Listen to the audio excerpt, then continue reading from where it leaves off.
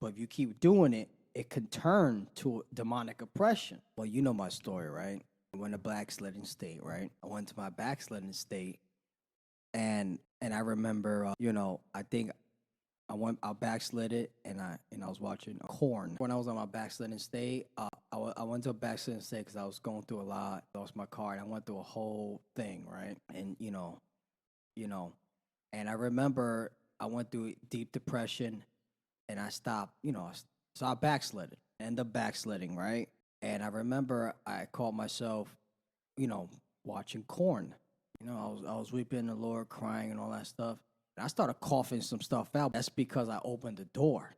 But if you keep doing it, it can turn to demonic oppression. It turns to demonic influence to the point that they can get control of your life in that area. They'll get you a lonely list and all that stuff. And that's how it starts, getting you lonely. And, and that's like I said, that's how the devil will get you.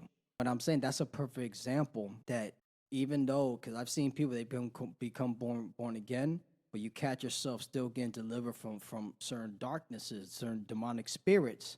It's not that you're not saved. There are certain areas in your life that you have never dealt with, and I think this is where a lot of Christians in this country, in America, they get offended when they see services of Christians getting delivered. Why was that Christian manifesting demons? He was never saved. Well, first and foremost, before demons cast out of somebody, right?